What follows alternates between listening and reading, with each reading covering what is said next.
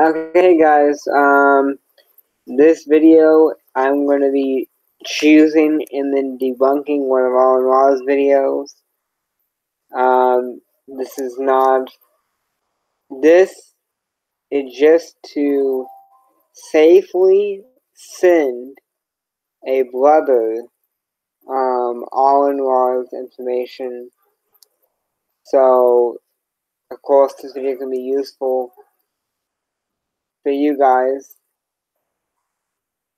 This video can be useful for you guys to hear some of his material debunked, but this is for a specific reason I'm doing this, and I'm doing this tonight because I told him I would do it today. So I'm going to hurry up, and I'm going to pick a video on laws that I know I can debunk, and debunk it.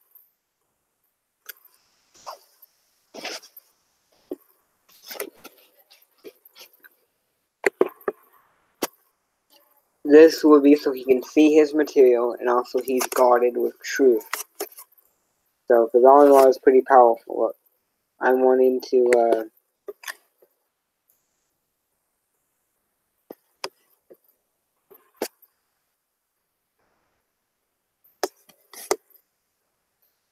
guys, I haven't been online a lot lately, but I honestly need to do more seeking, need to do some praying and stuff. But I'm doing this video tonight, especially because I told somebody, I told the brother that, I'm going to do it.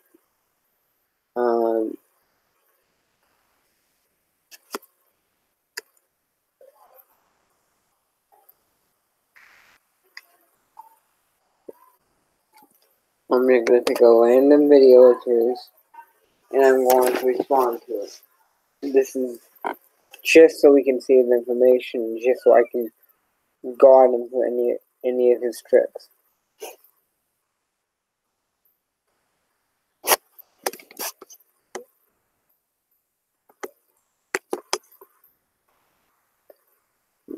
But honestly, guys, okay, I'm going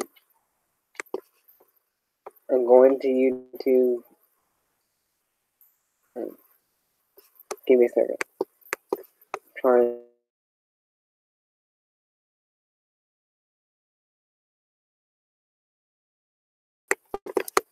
The best internet in the country. Out. Well, not necessarily out of the country, but out in the marina. So.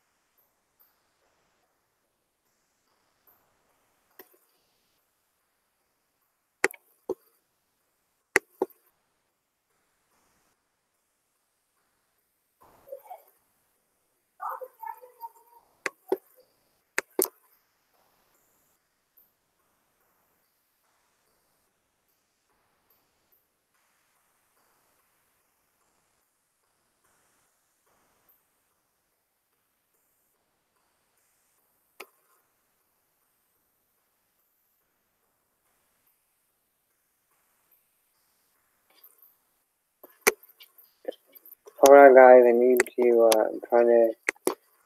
My connection's not perfect right now. I'm gonna go to his channel. Okay. My connection's now better. I had to close some windows out.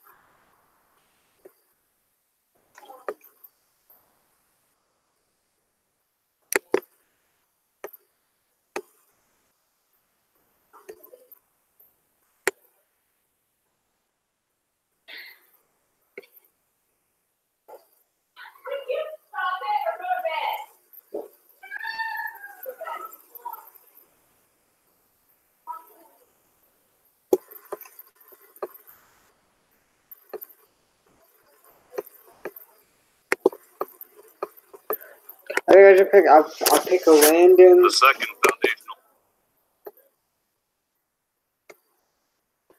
I'm gonna pick a random video, not too long. This is just to show them.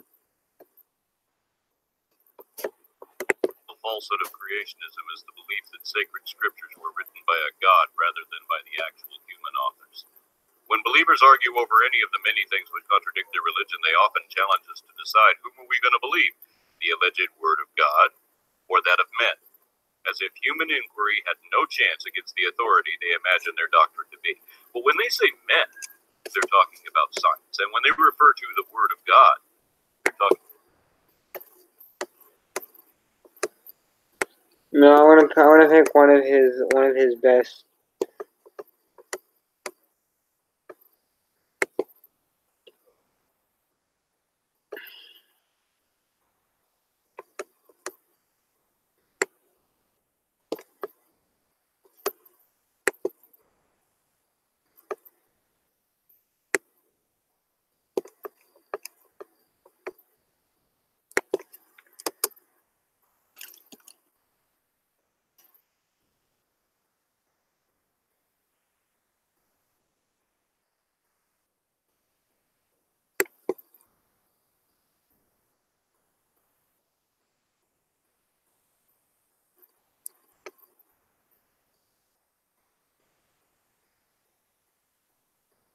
Let me just do the zoology one. I'm not gonna do the whole.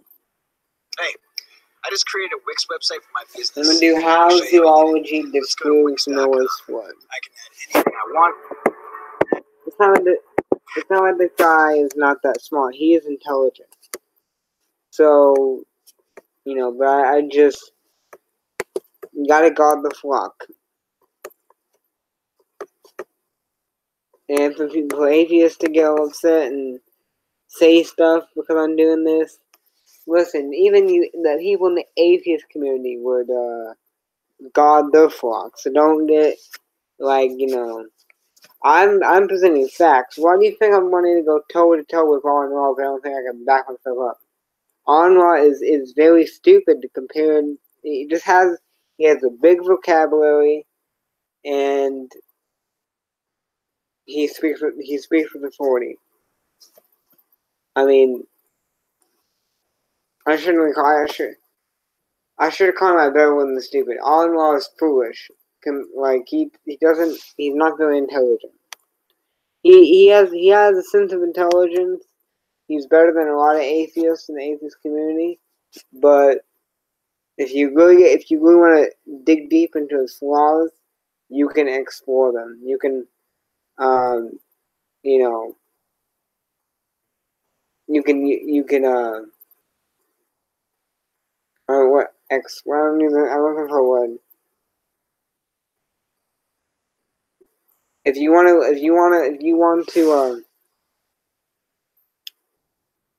I'm looking for one. Explore.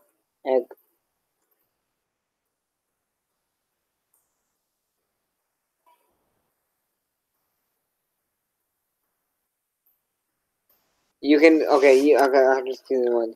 We pinned publicly. I shouldn't call him stupid. That was too much. I should call him foolish. Some other stupid means lack of intelligence, but it was too blunt. It was I apologize to Aron. I apologize to the atheist. I apologize to the Most High God. Shouldn't have used that word. Shouldn't call him foolish or fallacious or some less offensive sounding word like fallacious. But so I apologize for that. But if you want to look at his flaws and you can really utilize them and really execute on his flaws and his logic. So he does have flaws, of course. That's why I can debunk him.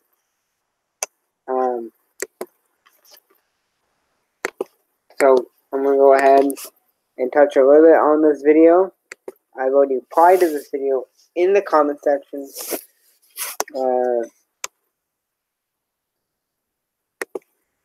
And then I'm gonna get this done. So this is gonna be a short, just a show. So I'm gonna debunk the video, or do my best. My best at it is to the video how zoology disproves Noah's flood. I'm doing this video for a specific person, but you guys can benefit from it as well.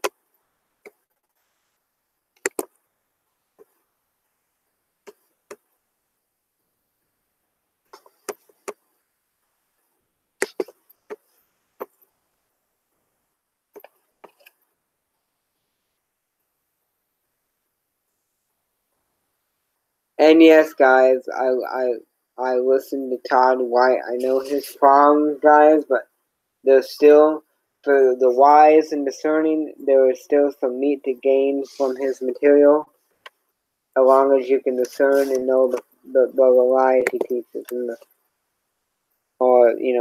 so I can still gain some stuff from him, even though he has some issues, major issues, I would say. At least one or two, like, really concerning issues. Estimates are that there are roughly 5,000 species of mammals alive today, plus more than 10,000 species of reptiles, not including birds, of which there are another 10,000 species or so. Then there are another 7,600 amphibians, amounting to roughly 3,000, mostly terrestrial tetrapods altogether.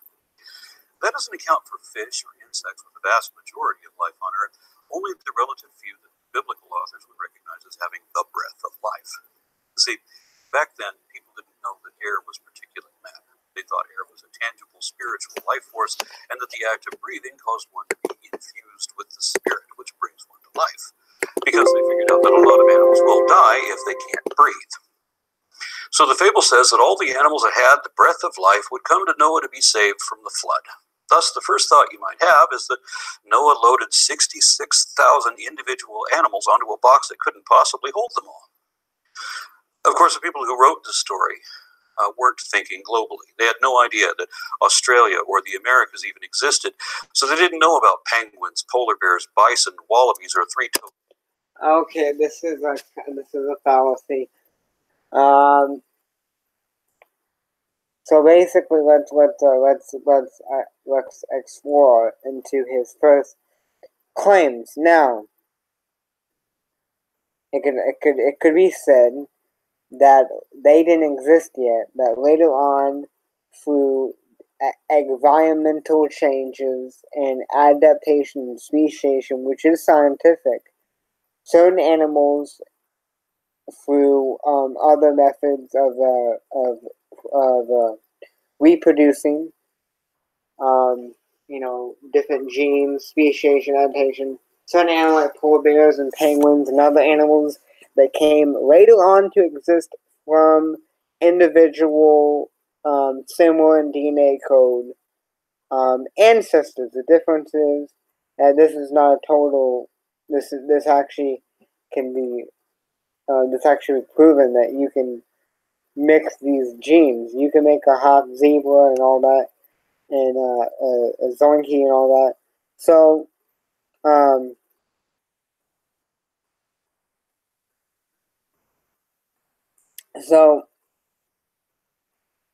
here's the first assertion. The assertion is that these animals existed, that God did not create other animals in different locations at a certain time in history. Was that could be possible? Or these other animals are variations of other animals, logical, nonsensical variations of other animals, which existed on Noah's Ark. Two possibilities could happen, and for you to say, well, no, you pretty much doing an argument of silence. You are arguing by the silence of evidence when there's evidence already there for the flood, and in Chinese writings and so on, and there's only evidence of the flood. We'll say, well, there's no evidence for a Japan flood. I would say the evidence for floods are by cultures or traditions that were aware of a past flood. Not saying there was a flood in the locations, but word passed on that a flood happened and they wrote it down. I'm not saying the Pacific flood happened there, because it happened there, they would have died. So, at least according to the scriptural narrative. So, I'm saying that the information passed along there didn't pass along there. We didn't really have a guarantee of information passing along back then. We didn't have what we have now, telephones and stuff, so information still happened, as we can see by evidence of them having information passed on to China. So China, in a more of a storyteller, this happened to this. We do that at times in this culture. We can tell stories about, one upon a time this happened to this, our family, and we can be using figurative terminology or figurative meaning behind what we're telling. So that could be a probability there. So, and to argue, well, you're just nonsensical, that's just a fallacy and argument for silence. Sloths, which would never have been able to make the trip to Mesopotamia. Many islands have species that exist only there and nowhere else. How would they distribute them back again? How would they get the dragons to Komodo, tortoises to Galapagos, the tuatara back to New Zealand? At the time that this was supposed to have happened, there were still woolly mammoths on an island north of eastern Russia. The people...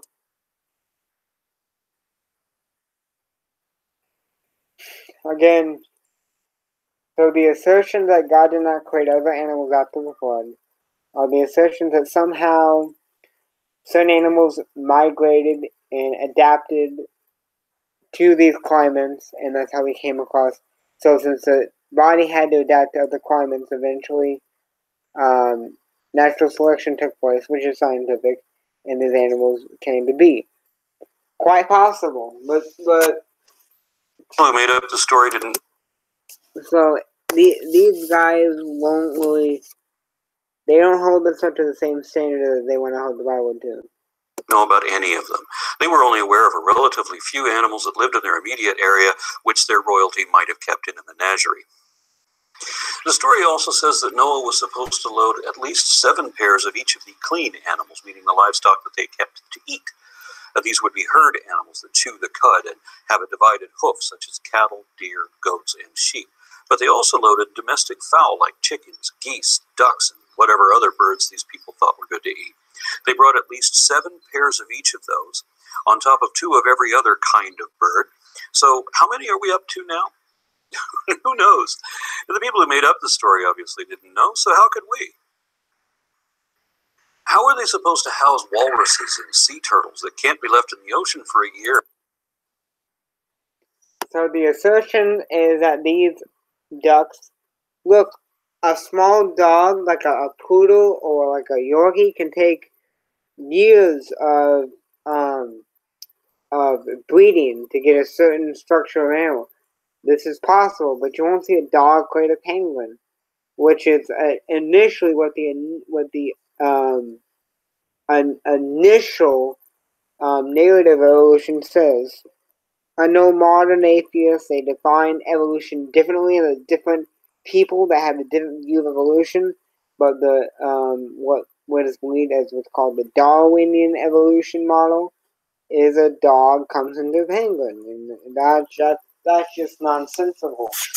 So again, I wasn't strawman you guys. I know there's different people that have different views of evolutionary happenstance. I'm not strawman you guys. I mean, honest. So not everybody sticks to the Darwinian. So what's called the Darwinian model. So the assertion is that they brought certain ducks and certain fowls on there that could, through speciation, adaptation, and variation, bring about these other kinds of birds and so on. So it's just an assertion. It's basically a fallacy. This is not a very good argument. Can't spend a year on a boat either. And what were all these things supposed to eat? As we mentioned in the last video, without refrigeration or any means of preservation, it would not have been possible to store enough food just for the livestock, not for a whole year. And there wasn't much thought given to the wild animals either. How do you feed them? What are koalas and anteaters, bats, and earthworms supposed to eat? What about the termites? They're the only ones with abundant food, but they're not allowed to eat it. Well, Parasites had plenty of food too, didn't they? Do you think these animals accidentally carried on only one male and one female of each species of fleas, ticks, lice, mites, mosquitoes, and intestinal worms? You think maybe God could have not given them a ticket to board? How can he have just one male and one female termite? Or just two of every species of ant or bee? That just doesn't work. That's why Answers in Genesis ignores the insects, saying that they didn't have to be saved in the ark because they didn't have lungs. But they still breathe, and they'll drown, and we still have them. So if this fable was true, then how did they make it? And what about the predators? A single lion eats 10 pounds of meat a day. So for every individual carnivore of that size, you need to load another large 3,600-pound bovine just to last 1 year. Once you've got a few lions and hyenas, wolves and bears and other such things on board, there go all your clean animals. They'll have to share one cow every day with another waiting in line to be killed tomorrow. Even with just a few large predators, it would still take a herd of hundreds of cattle to last 1 year. And even if you could keep all the predators fed for the duration of the deluge, they'd eat up all the prey in the first month back on shore. There's just no way any of this works. If you see this as a provincial legend about a localized flood, then the proportions are not so absurd. But creationists tend to demand a worldwide flood with every species from every continent till the story no longer floats. Young Earth creationists go even further and throw dinosaurs in there too, along with every other terrestrial animal in the fossil record. They don't know what that means. It's not just that a couple of sauropods would have been too big for the ark all by themselves. It's that there are hundreds of species of dinosaurs and thousands more species of mammal-like reptiles, giant anapsids, terror birds, and several enormous ancient mammals which these religious extremists don't know anything at all about. Since young Earth creationists reject the entirety of geologic history, they're determined to make believe that everything was magically created all at once and that dinosaurs lived alongside people, at least in the Bible times. They're also determined to distort the Bible into mentioning dinosaurs. For example, the book of Job mentions Leviathan, Behemoth, and the unicorn. I know.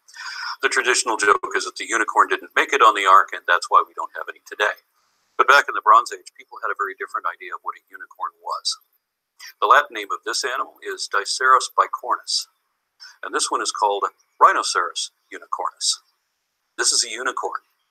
And bearing this in mind, read Job 39 again in the King James Bible. It makes a lot more sense when you see it as this instead of this. And likewise, the next chapter describes Behemoth as an elephant whose tail bends or sways like a Middle Eastern cedar. It does not describe the size of the tail, nor in any way imply that it should look like a North American cedar, nor could the authors have even thought that. Instead, they said that the sinews of his stones are wrapped together, and his nose pierces the snares. Or in other translations, they're trying to snare his nose. For these and other reasons, we know that this is an elephant. These traits are unique to elephants, and this is not the way anyone would describe a sauropod. But young Earth creationists insist on lying about that, so they can try to make this into a dinosaur. If you read the next chapter, Job's description of Leviathan is obviously based on a Nile crocodile, albeit with some magical embellishments. Every other reference to a dragon is either talking about a snake or a multi-headed monster. There are no dinosaurs in the Bible. The only dinosaurs that ever lived alongside men are birds, and creationists refuse to admit the fact that birds are dinosaurs. But let's imagine for a moment that every species that ever lived was alive at the same time. There are so many genera evident in the fossil record that what we have left today represent only about 1% of everything that has ever lived. Thus, an already exaggerated tall tale goes from overloaded to overbloated and collapses under the weight of its own impossibility. Noah would need a fleet of arks that size. So again, I guess the main... Hi, baby. Bedtime.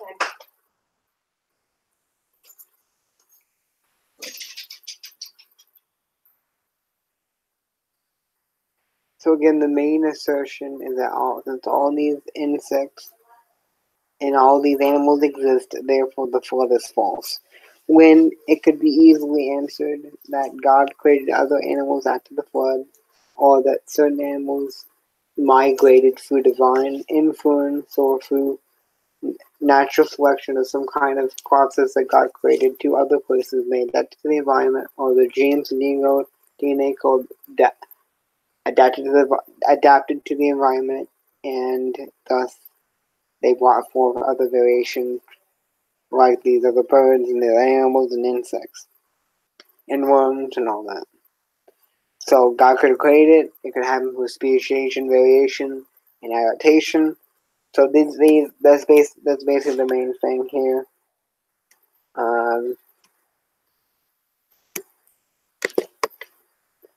That's basically the main thing we see here.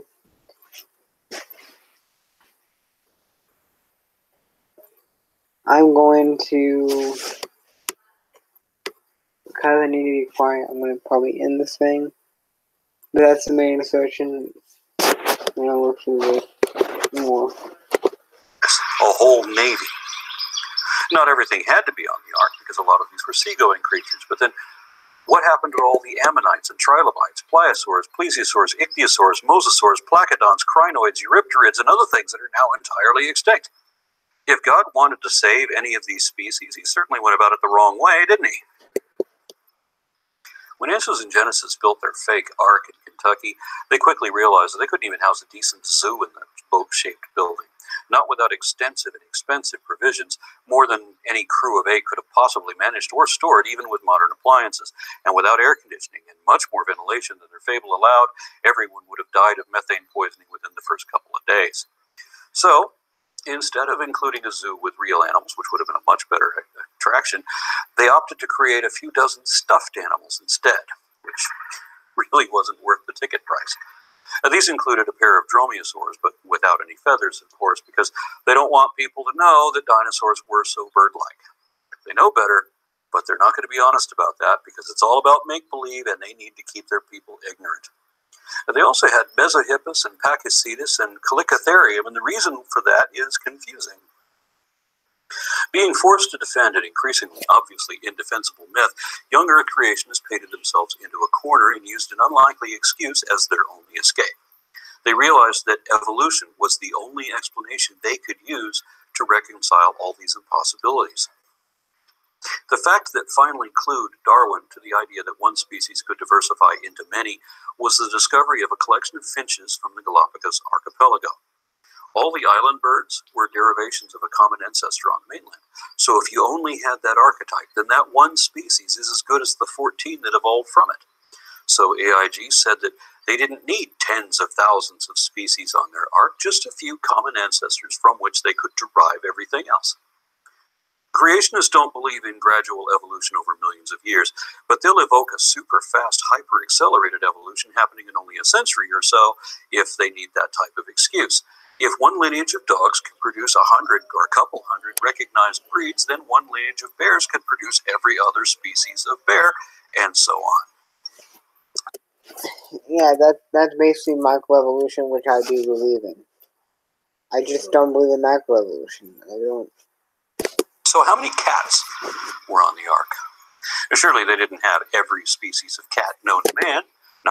So yeah, I do believe in microevolution. I do think that could be a possibility of how it came to be. And God could have, due to his divine power, because he's sovereign over everything, made it be so. So that would be an easy explanation. Not when they're all the same. Microevolution happens. Macroevolution does not. Microevolution happens. Macro does not. Same kind. Why would you have 2 felines and 2 panthers and 2 scimitar cats when you could derive...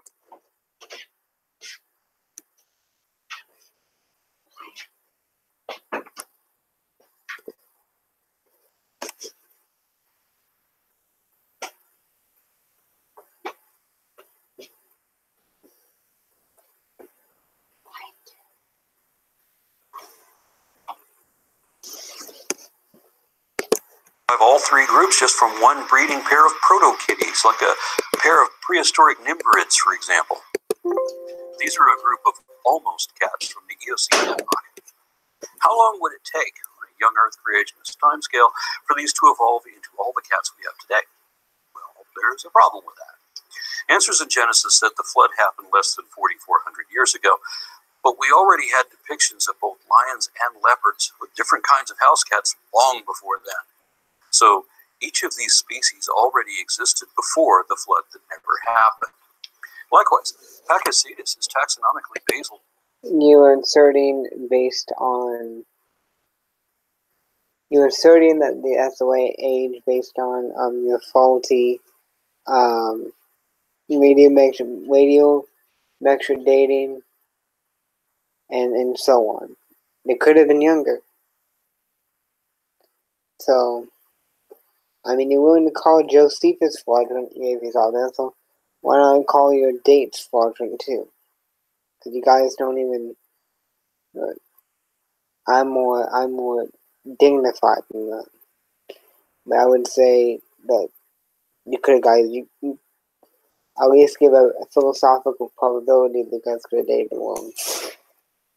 Oh yeah, if they dated my radiometric dating, of course they were wrong. Their ancestry of whales. And not every single animal came on the ark. But if you're going to allow evolution to derive all these descendants and whales could have been left in the ocean, then why would you include a whale ancestor on the ark? Oh, yeah, because the Magic Book of Fables says that whales were created as they are on the 5th day. But then, why did they have Mesohippus, an intermediate stage in the evolution of horses? Why not derive all horses starting from the beginning with Eohippus or Hyracotherium? In fact, if you went just a bit further,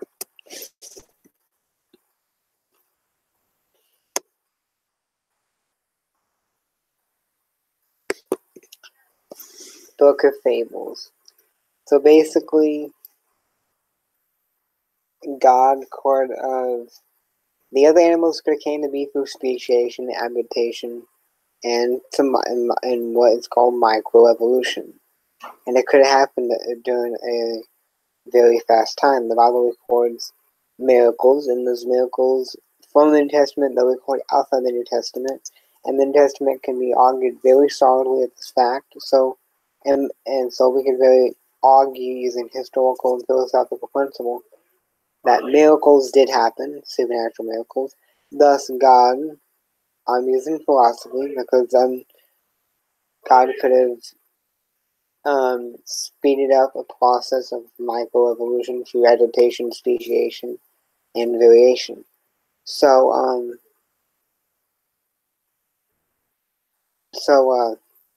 that's basically my response. I want a further expose on this, but I'm going to contact somebody to do it. I love you guys. Be blessed in the name of Jesus Christ. Bye.